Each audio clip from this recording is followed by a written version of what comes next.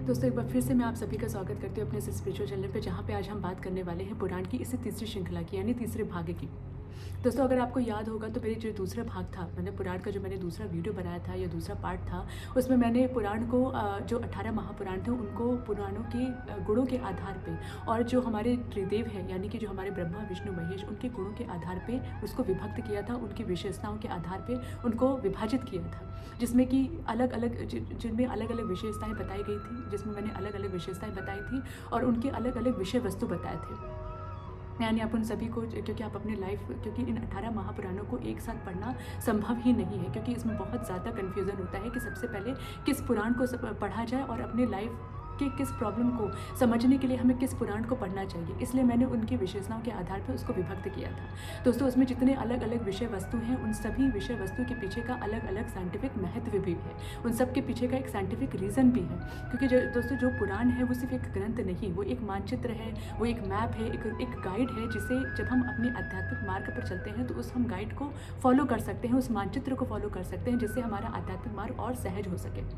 दोस्तों उसमें जो अलग अलग विषय वस्तु बताए गए हैं, क्योंकि वो इतने सारे हैं और हर किसी के पीछे के जो साइंटिफिक जो रीज़न है उसको एक साथ समझना संभव नहीं है, इसलिए उसे अलग तरीके से विभाजित किया गया है ताकि आप उसकी विषय वस्तु को अलग तरीके से समझ सकें और उसके पीछे छिपे साइंटिफिक तथ्यों को समझ सकें और आप अपने आध्यात्मिक मार्ग को और सहज बना सकें।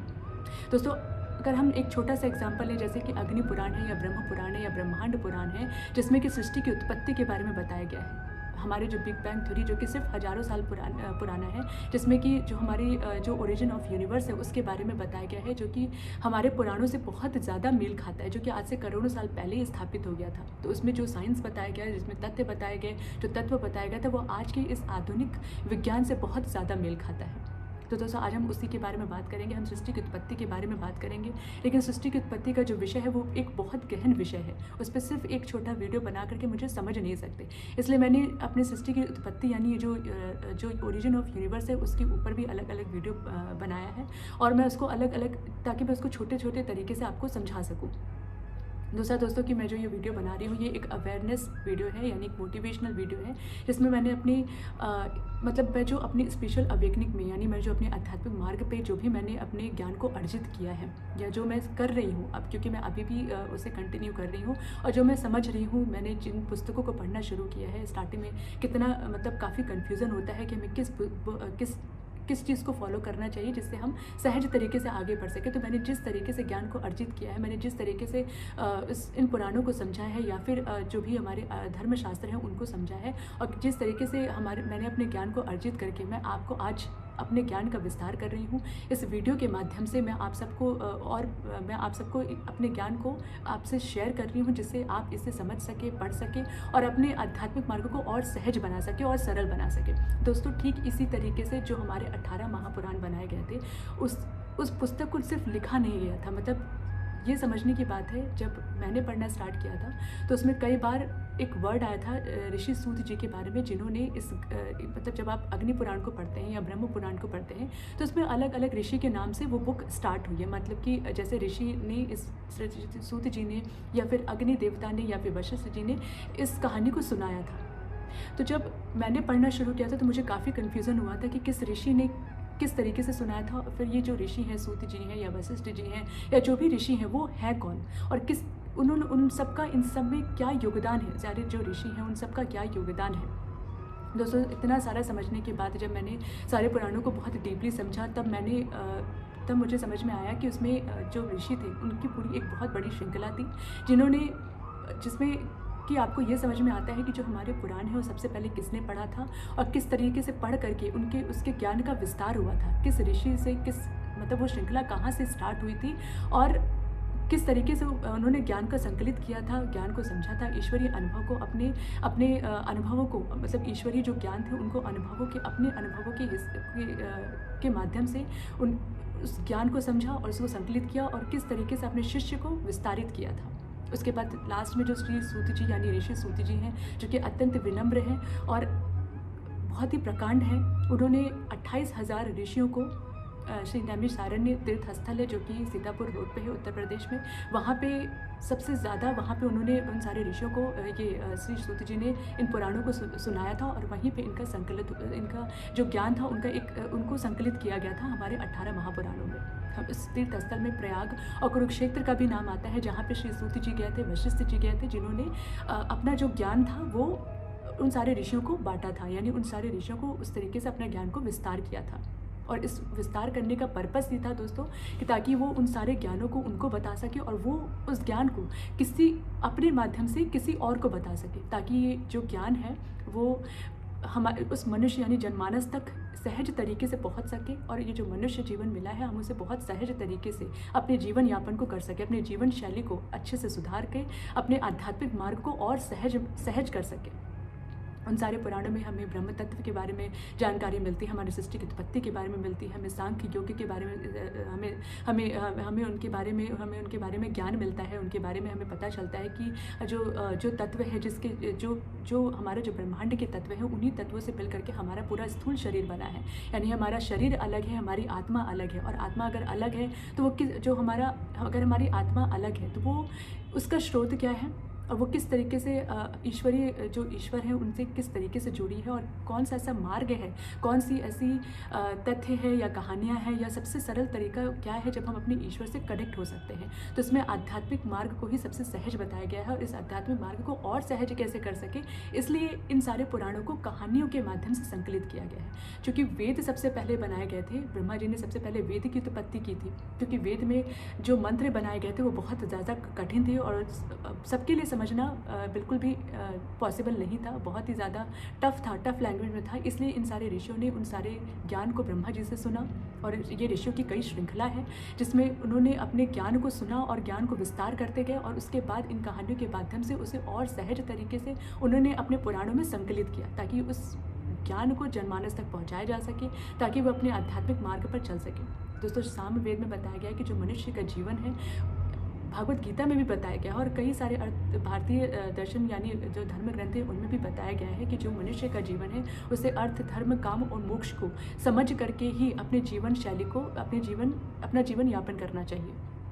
यानी अर्थ, धर्म, काम को पूरी ईमानदारी के साथ, अपने कर्मनिष्ठ के साथ, मतलब पूरी ट्रांसपेरेंसी के साथ करते हुए अपने मोक्ष की तरफ आगे बढ़ना चाहिए, और यही अंतिम उद्देश्य होना चाहिए। ये हर पुराण में ये बात कही गई है। जब आप इस बात को समझ जाते हैं तभी आप अपने आध्यात्मिक मार्ग पर आ सकते हैं, तभी आपकी स्पिरिचुअल अवेकनिंग होती है, जहाँ पे आपको ये समझ में आने लगता है कि जो भी भौतिक वस्तु है, आपके चारों तरफ जो भी घटनाएं घटित हो रही हैं, आप भीड़ में भी खड़े हैं लेकिन आपको वो शांति नहीं मिल रही है। आपके पास सब कुछ है, आपके पास वो सारी खुशियाँ हैं, वो सब कुछ है जो एक मनुष्य के जीवन यापन के लिए होना चाहिए, वो सब चीज़ है आपके पास, सारे माध्यम है, सब कुछ है, लेकिन जो आंतरिक जो खुशी है यानी जो इंटरनल पीस है वो अभी भी मिसिंग है। तो जब इस मिसिंग पीस को हम जब ढूंढना शुरू करते हैं तभी हमारी स्पिरिचुअल अवेकनिंग होती है दोस्तों।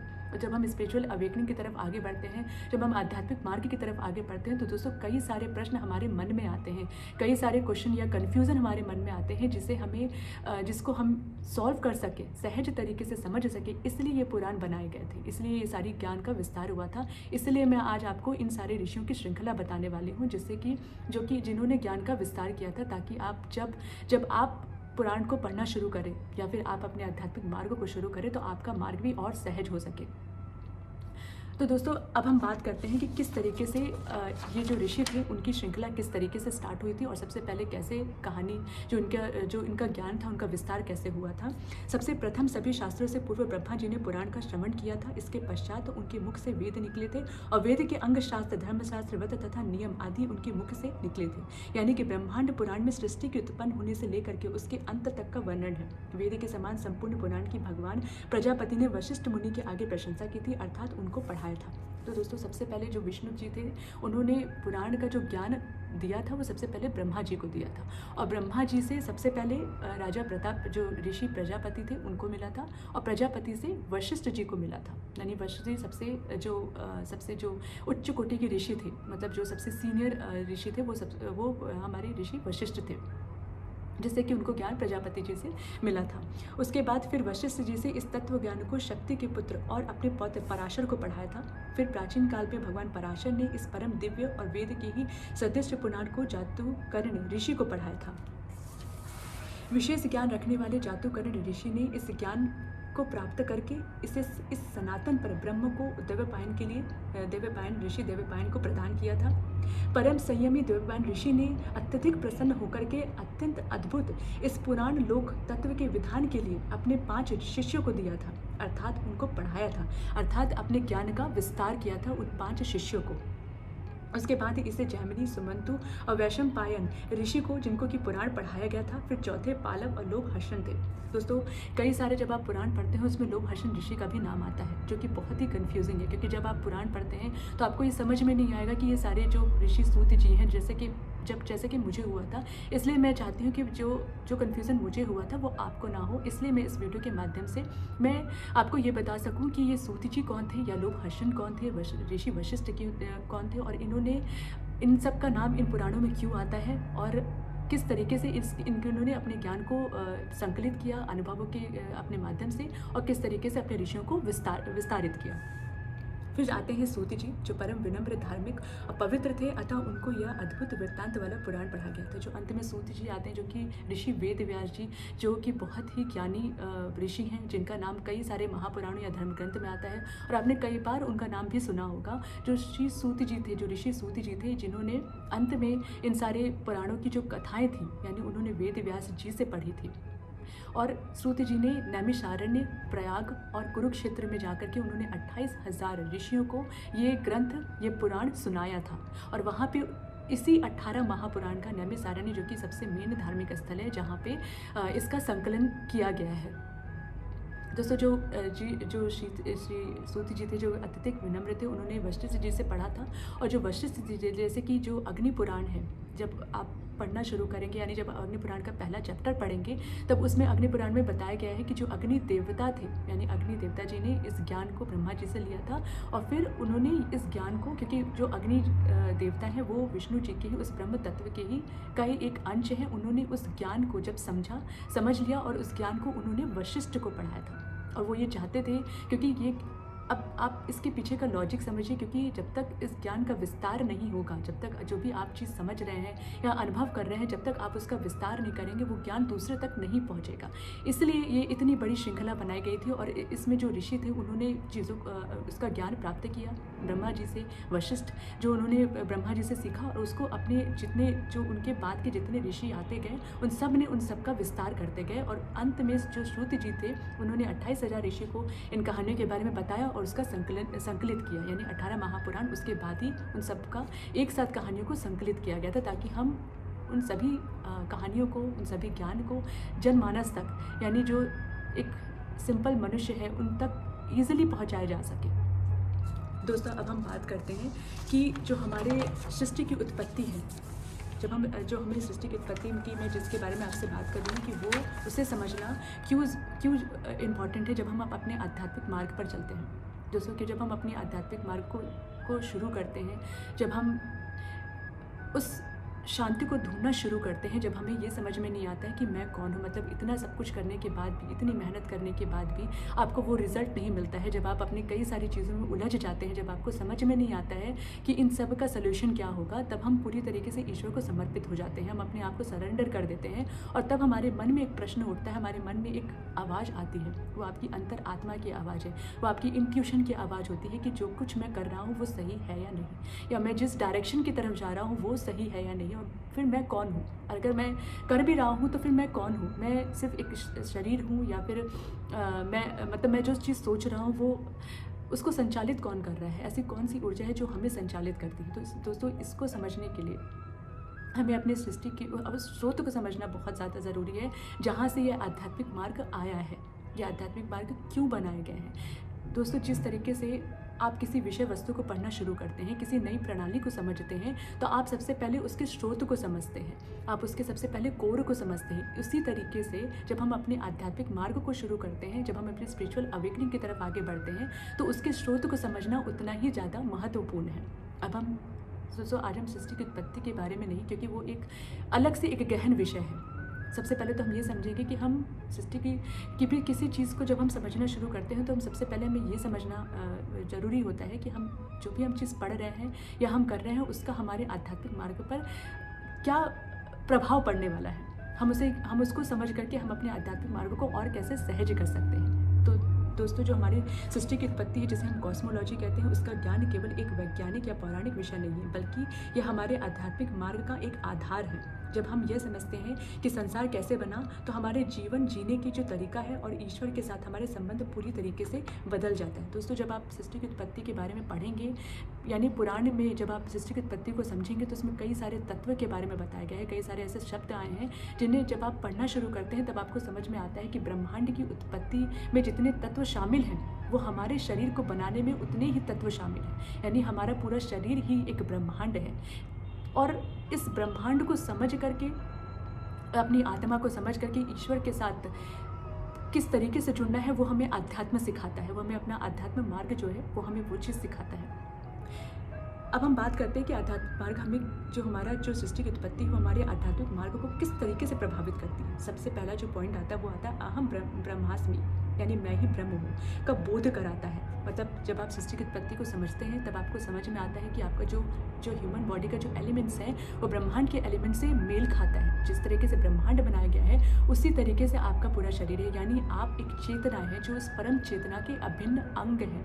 यानी जब ये ब्रह्मांड नहीं था, जब ये दिशाएं नहीं थी, जब ग्रह नक्षत्र नहीं था, तब एक शून्य था, केवल एक शून्य था, एक परम चेतना थी जिन्होंने इस बात को सोचा कि आज मैं एक हूँ और एक से अनेक हो जाऊँ। तब उन्होंने जगत को धारण किया था, जगत व्याप्त हुआ था और हम उसी जगत का एक अभिन्न हिस्सा है। पुराणों और उपनिषदों के अनुसार सृष्टि किसी बाहरी वस्तु से नहीं बनी, बल्कि ईश्वर ने स्वयं ही इस जगत के रूप में उसे विस्तारित किया है। जब आपको समझ में आता है कि आप एक दिव्य ऊर्जा का अंश है जिससे तारे और आकाश गंगाएं बनी हैं, तो आपके भीतर हीनता का भाव खत्म हो जाता है। तब आप अपने आप को उस अनंत चेतना का हिस्सा मान लेते हैं। यानी आप जब ये बात समझ जाते हैं कि जिस तरीके से आप उस ईश्वर के अभिन्न हिस्सा है, उसी तरीके से हमारे सामने जितने जीव जंतु हैं, जो भी प्राणी है, जो भी मनुष्य है, वो किसी भी धर्म का हो, वो सभी उसी ईश्वर का एक अभिन्न अंग है। तब आपके अंदर की जो हीन भाव है वो खत्म हो जाता है। कभी कभी दोस्तों हमारी ज़िंदगी में एक पल ऐसा आता है जहाँ पे हमारी कई सारी जहाँ पे हमें फेल्योर देखने को मिलता है कि हम कोई चीज़ कर रहे हैं, हम उसमें फेल हो गए। तब हमें हीन भावना आती है कि हम ये चीज़ नहीं कर सकते, शायद ये मेरे लिए नहीं बना है। और हमारा वहाँ पे सेल्फ कॉन्फिडेंस जो होता है, हमारा जो कॉन्फिडेंस होता है वो बहुत लो हो जाता है। लेकिन उसको और स्ट्रॉन्ग करने के लिए जब आप अपनी आध्यात्मिक मार्ग को जब आप शुरू करते हैं, जब आप अपनी स्पिरिचुअल अवेकनिंग शुरू करते हैं, जब आप आध्यात्मिक मार्ग पर आते हैं, तब आपको समझ में आता है कि जो कुछ भी आपके जीवन में हो रहा है उसके पीछे आपका कोई हाथ नहीं है। वो सब कुछ पहले से ही तय है। उसमें एक ईश्वरीय ऊर्जा है जो उस चीज़ को संचालित कर रही है। तो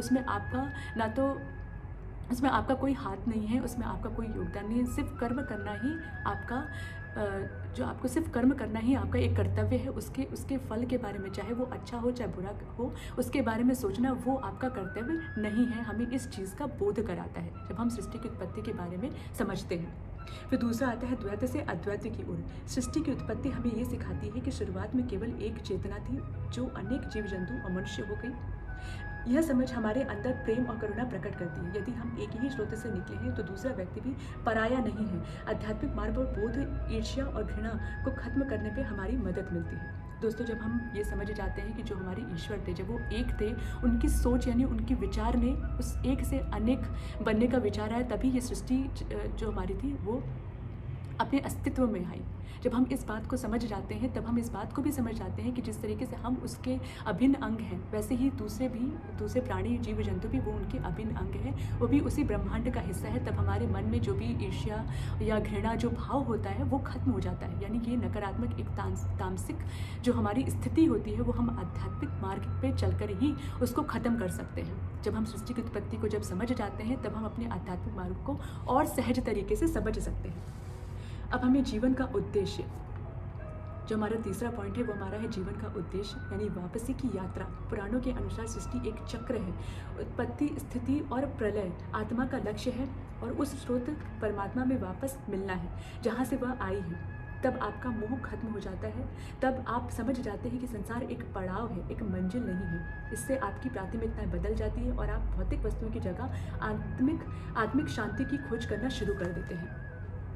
दोस्तों, हमारे सामवेद जो हमारे वेद हैं उसमें ये साफ साफ बताया गया है कि जो मनुष्य का जीवन है, जिसे अर्थ धर्म काम करते हुए मोक्ष की प्राप्ति करना ही उसका एक परम लक्ष्य है, उसका परम उद्देश्य है। लेकिन जब मनुष्य जन्म लेता है इस धरती पे, जब वो आत्मा, जब मनुष्य जो उस स्थूल शरीर के माध्यम से जब इस धरती पे जन्म लेती है, तब अपने माया के बीच में फंस जाती है। जब वो भौतिक जो सुख सुविधाएं हैं उनके बीच में वो फंस जाती है, उस कर्म चक्र में फंस जाती है, और उस जो आत्मा है, जो प्योर चेतना है, वो अपने आप को भूल जाती है। वो ये भूल जाती है कि इन सारे कर्मों को करते हुए उसे ईश्वर में ही विलीन हो जाना है। इसलिए उसे उस मार्ग पर चलना चाहिए जिसमें उसे आंतरिक शांति मिल सके और वो अंत में अपने ईश्वर के साथ में विलीन हो सके। उसका यही परम उद्देश्य होना चाहिए। ये हमारे पुराण भी हमें सिखाते हैं, हमारे जो वेद हैं वो भी हमें सिखाते हैं। तो जब आप आध्यात्मिक मार्ग पर चलते हैं, जब आप आध्यात्मिक मार्ग पर चलना शुरू करते हैं और उस मेडिटेशन के थ्रू जब आप धीरे धीरे उस आध्यात्मिक मार्ग पर और गहराई से जाते हैं, तब आपको ये रियलाइज़ होता है कि जो आपकी भौतिक वस्तुएं हैं, जो भी आपके पास है, आपके सगी संबंधी जो भी रिलेशन है, वो सभी एक भौतिक है। वो इस भौतिक जगत का हिस्सा है, वो उस परमात्मा का हिस्सा नहीं है, वो इस भौतिक जगत का हिस्सा है, वो उस माया का हिस्सा है। तो जो माया आपको ईश्वर से अलग करती है, वो ये माया है जिससे आप अटैच्ड हो जाते हैं। डिटैचमेंट करना ही, अपने आप को सिर्फ एक स्थूल शरीर समझना ही आप ना समझें। इसलिए हमें आध्यात्मिक मार्ग का रास्ता दिखाया गया है, जिस पे आप चल करके आपको एक आंतरिक शांति मिलती है।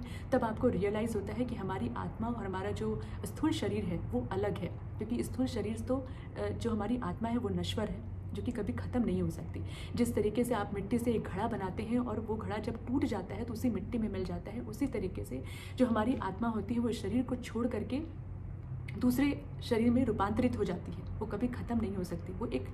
वो उसी एक चक्र में चलती रहती है। उस काल चक्र को, उसी एक काल चक्र में अपना जो पूरा चक्र होती है उसे कंप्लीट करती है। यानी वो जो आत्मा है वो शरीर को छोड़ देती है। ये हमारी हमारा जो शरीर है वो इस भौतिक दुनिया में ही रह जाता है, क्योंकि अंत में उसी मिट्टी में मिल जाता है। पर ये आत्मा उस परम आत्मा में विलीन हो जाती है, और उस परम आत्मा को समझना ही हमारा परम उद्देश्य है। हमें ये पुराण ये सिखाता है। अब हम इसके चौथे पॉइंट की तरफ बढ़ते हैं। तो कर्म का सिद्धांत की स्पष्टता। सृष्टि की उत्पत्ति के साथ ही धर्म यानी कॉस्मिक ऑर्डर की स्थापना हुई। सृष्टि रैंडम नहीं है, बल्कि नियमों से बंधी है, जिसे हम लॉ ऑफ यूनिवर्स भी कहते हैं। आध्यात्मिक मार्ग पर चलते हुए आपको यह विश्वास मिलता है कि आपके कर्म व्यर्थ नहीं जाएंगे। जैसा ब्रह्मांडीय नियम सितारों को चलाता है, कर्म के सिद्धांत समझकर साधक के अंदर उत्तरदायित्व की भावना आती है। दोस्तों, ये बहुत ही ज़्यादा इम्पॉर्टेंट बात है इस आध्यात्मिक मार्ग के लिए, क्योंकि हमें अपने कर्म को समझना है। जब हमारी सृष्टि की उत्पत्ति हुई थी, तभी उस यूनिवर्स के लॉ को भी स्थापित किया गया था। दोस्तों, आपने कई बार सुना होगा कि सनातन धर्म था, वो एक धर्म नहीं, कोई रिलीजन नहीं है, बल्कि वो उसी यूनिवर्स का एक लॉ है। जिस तरीके से उसमें समझाया गया है कि जो मनुष्य जब वो आत्मा एक मनुष्य का शरीर धारण करती है, जब इस भौतिक जगत में आती है, तो उस मनुष्य को इन सारे नियमों को पालन करना अनिवार्य है, क्योंकि वो इस यूनिवर्स का, इस ब्रह्मांड का नियम है, अटल नियम है, जिसे वो तोड़ नहीं सकती। अगर हम उसके प्रतिकूल काम करते हैं तो फिर हमें उसका फल भी भुगतना पड़ता है, और मनुष्य उस फल को भुगतने के लिए, उस वापस कर्म चक्र को पूरा करने के लिए वो बार बार इस धरती पे जन्म लेता है। दोस्तों, वो एक पूरा जो ब्रह्मांडीय चक्र है वो एक पूरे साइकिल पे कंप्लीट होता है। जब तक वो चक्र कंप्लीट नहीं होता है, वो आत्मा वो बार बार उस मनुष्य के रूप में उस धरती पे जन्म लेती है, ताकि वो अपने कर्म चक्र को काट सके। तो हमें कर्म का सिद्धांत भी समझाया गया है। तो जब आप अपने आध्यात्मिक मार्ग पर चलना शुरू करते हैं, तो हमें कई सारे कठोर नियम भी समझ में आते हैं, जो कि सारे मनुष्य को उसको अनुसरण करना बहुत ही ज़्यादा अनिवार्य है। तभी आप अपने आध्यात्मिक मार्ग को और सहज तरीके से समझ सकते हैं। दोस्तों, कई सारे ऐसे नियम हैं, जैसे कि किसी के साथ ईर्ष्या नहीं करना, किसी का बुरा नहीं करना। कोई बुरा कर रहा है तो भी आप उसके बारे में बुरा ना सोचें, आप किसी की निंदा ना करें, ठीक है। आप किसी के हक का जो भी चीज़ है उसे कभी ना लें। जो आपको जितना दिया गया है उसी में खुश रहना ही हमारा स्वभाव होना चाहिए। तो ऐसे कई सारे नियम हैं, ऐसे कई सारे अटल नियम हैं, जो कि जिसको सनातन धर्म में बताया गया है। और ये तभी स्थापित कर दी गई थी, ये तभी अस्तित्व में आ गया था जब हमारी सृष्टि अस्तित्व में आई थी। ताकि मनुष्य उसको समझ सके। और वो सारा जो नियम है वो हमारे पुराणों में बताया गया है, और इसीलिए इन पुराणों को सरल तरीके से बताया गया है ताकि मनुष्य उसे और सहज तरीके से समझ सके। अगर वो ज्ञानी भी ना हो तो भी वो उस अपने जो सरल भाषा है उसको समझ सके और अपने जीवन में आत्मसात कर सके। और वो मनुष्य अगर गलत कर रहा होगा, उसका कर्म अगर गलत है, तो उस अपने कर्म को सुधार सके और वापस उस फेज़ में आ सके, उस आध्यात्मिक मार्ग पर सहज तरीके से आ सके। अब इसके लास्ट पॉइंट को अगर हम समझें तो डर का नाश यानी सृष्टि की उत्पत्ति की प्रक्रिया दिखाती है कि मृत्यु केवल एक रूपांतरण यानी ट्रांसफॉर्मेशन है, अंत नहीं। जैसे एक मिट्टी से घड़ा बनता है और टूटने पर फिर मिट्टी में हो जाता है। जब आप अपनी उत्पत्ति के मूल को समझ लेते हैं तो मृत्यु का भय समाप्त हो जाता है और आध्यात्मिक जागृति के लिए भय मुक्त होना सबसे महत्वपूर्ण क्षण होता है।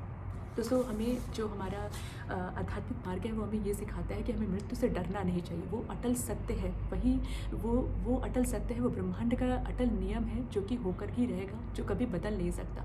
जब हम आध्यात्मिक मार्ग पर आते हैं, क्योंकि जो ये मनुष्य का जब हम एक साधारण जीवन जीते हैं तब हमारे मन में कई सारे, तो हम इस बात पर बिल्कुल भी ध्यान नहीं देते हैं। हमारा जो मन है, हमारा जो चित्त है, वो मोह माया में फंसा रहता है। हमें मृत्यु से डर लगता है, जबकि वो अटल सत्य है। पर आध्यात्मिक मार्ग पर चल करके हम उस सत्य से उस सत्य को जब हम समझ लेते हैं तब हमारा वो डर खत्म हो जाता है। तब हमारे अंदर की जो तामसिक प्रवृत्ति होती है, जो नकारात्मक जो हमारी सोच होती है, यानी जो घृणा करने की, ईर्ष्या करने की, वो सब चीज़ खत्म हो जाती है हम जब इस आध्यात्मिक मार्ग पर चलते हैं। दोस्तों, यहाँ हम सबसे सृष्टि की उत्पत्ति से यही समझते हैं कि जिस प्रकार उस शुद्ध चेतना ने इस जगत का विस्तार किया है अपने विचार से, और जो तत्व उसमें निहित है उसी तत्व से एक मनुष्य का शरीर बनता है। आध्यात्मिक जागृति हमें इस बात का बोध कराती है कि मनुष्य शरीर भी एक ब्रह्मांड ही है। इसलिए दोस्तों, हमें अध्यात्म हमेशा सकारात्मक रहना सिखाती है, क्योंकि जैसा आप विचार करते हैं वैसे ही हमारा विस्तार होता है। आध्यात्मिक मार्ग इसलिए हमारे लिए बहुत ही ज़्यादा अनिवार्य है और हमें सकारात्मक रहना सिखाती है। किसी भी तरीके की स्थिति हो आपके जीवन में, किसी भी तरीके की परिस्थिति हो, कहीं भी आप फंसे हो, लेकिन अगर आप अगर आप पूरी तरीके से अपने ईश्वर को समर्पित हैं, अगर आपके अंदर ये विश्वास आ जाए कि जो कुछ भी हो रहा है वो ईश्वर की मर्जी है, उसे आप सिर्फ आपके अंदर वो ताकत नहीं है, वो बल नहीं है कि आप उसको सॉल्व कर सके। और अगर आप उसे सॉल्व भी करते हैं तो वो सही तरीका है या नहीं, वो सही मार्ग है या नहीं, इस चीज़ को सोचना, इस लेवल पे सोचने के लिए हमें अपने ईश्वर से जुड़ना अत्यंत आवश्यक है। हमें आध्यात्मिक मार्ग ये सिखाता है। आई होप दोस्तों आपको ये वीडियो बहुत पसंद आया होगा। अगर कोई कन्फ्यूज़न है, कोई क्वेश्चन है, तो प्लीज़ मुझे कमेंट बॉक्स में ज़रूर कमेंट करिए। हम इसके नेक्स्ट वीडियो में बात करने वाले हैं कि सृष्टि की उत्पत्ति कैसे हुई, क्योंकि वो एक गहन विषय है, इसलिए हम उसे भी अलग अलग पार्ट में डिवाइड करके समझेंगे। तब तक के लिए थैंक यू सो मच। जय श्री राम।